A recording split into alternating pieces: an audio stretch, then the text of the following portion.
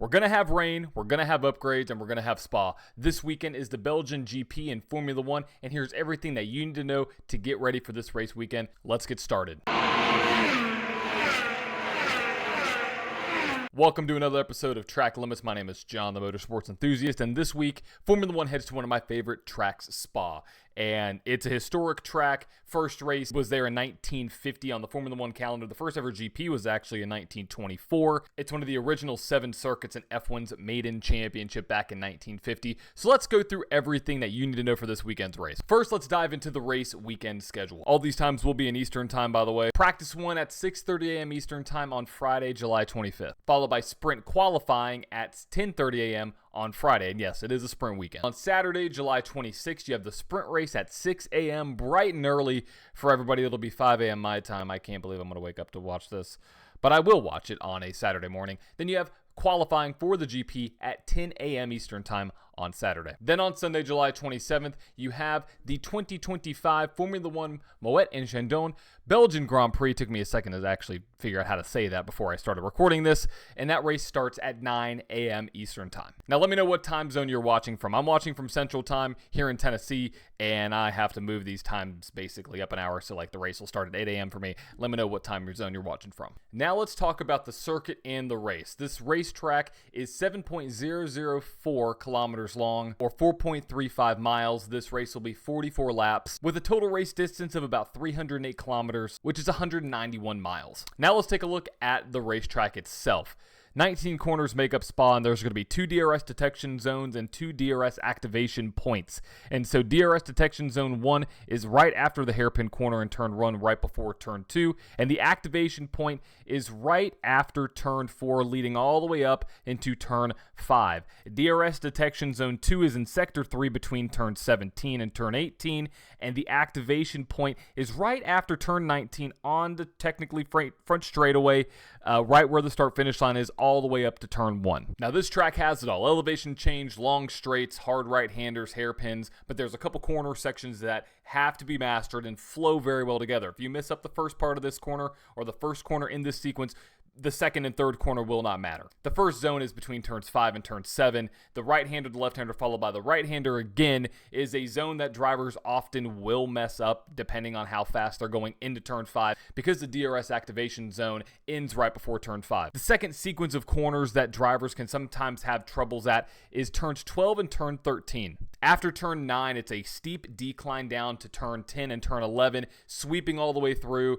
And if you're carrying too much speed or your tires are heated up too much, you could find yourself completely missing turns 12 and turns 13, or basically running offline, and you'll lose a lot of time in that portion of the track. 3 other corners that are very, very important: 18 and 19, the very basically 2 hairpins essentially right there, followed by turn 1. That sequence right there, if you're offline at all, you will run slower if you're not on the optimal line. So let me know, are you a fan of this circuit? It's one of my favorites. I love Spa, love racing on it, on iRacing in the GT3s, even in the Formula 1 cars there. But let me know, what are your thoughts on Spa? Now let's talk about weather. I mentioned rain before, and the forecast isn't looking too great for this weekend. So on Friday, high 73 with PM showers, so that may not affect practice or the sprint qualifying, but that possibly could affect the race on Sunday. So Sunday, there will be showers, a 40% chance of rain. Looks like there's going to be rain in the morning and in the afternoon. So that very well could play into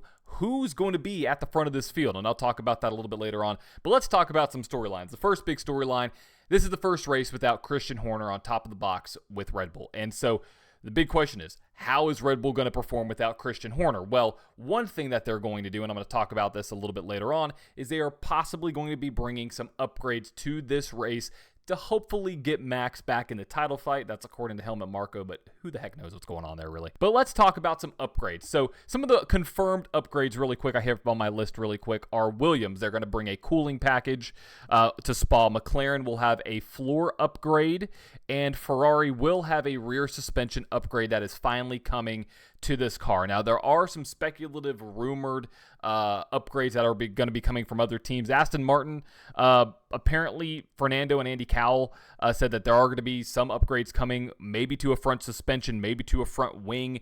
Not really sure there. Red Bull apparently has some new parts coming, confirmed by Helmut Marko, but we don't really know what that looks like. And Mercedes will bring performance upgrades, more than likely specific track upgrades just for this specific circuit alone to this track. But we'll have to see what comes out. Formula One, really, well, actually the FIA posts all the upgrades every single race weekend, so you can look at those documents or look on their social profiles. They'll post them there. Now we get on to one of my favorite parts, is me putting on my, Wizards hat and trying to figure out who's going to win this race. So it possibly will be a rain race, and we know that. So looking at that, who's been successful in history that's currently in the F1 lineup on rain race weekends?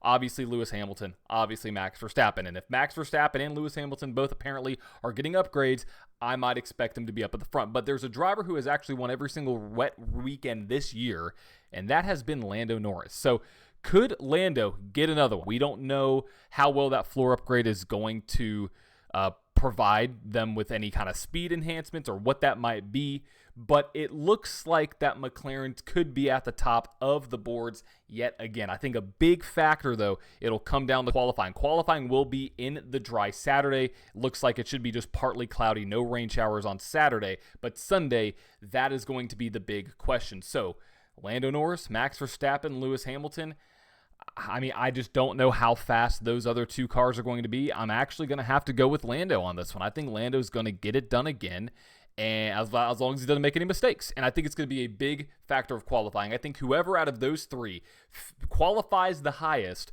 will have the highest chance to win. So I'm hoping for a Lewis Hamilton, just absolutely spectacular performance in qualifying. Hopefully it downpours. Hopefully they have to put the wets or the inners on, whatever it might be, and Lewis Hamilton just drives off into the wet weather and wins. That's what I want. But I think that Lando Norris has the highest possibility of winning. So I'm curious, who do you expect to win this weekend's Belgian GP? I'm riding with Lando. Let me know your thoughts in the comments. And that's going to wrap up today's Track Limit episode of the Belgian GP preview. And so thanks for watching. If you watched this far, make sure to subscribe right there. I did it. Got it right. 3 weeks off, took a vacation like Christian Horner, but I still got the subscribe button right there. Make sure to subscribe so you don't miss any of the content going out here on ATYL Media. We have so much new content. The new 4 laps there with Andrea and MJ. Track limits with me, obviously. All of Taylor's content. You have Sal's show in the morning on Tuesdays. You have Duke's show with Nitro Nation. So many different content pieces going out. And make sure if you're watching this on Tuesday when this is released, make sure to tune into the roundtable. It'll be tomorrow night. Or go back and watch the replay because our roundtables get fun. Let's just say that. Thank you for tuning in. And as always, make sure to keep it within track limits. I'll see you next week on my Belgian GP recap and see, hopefully, maybe Lewis Hamilton got a win. Ciao.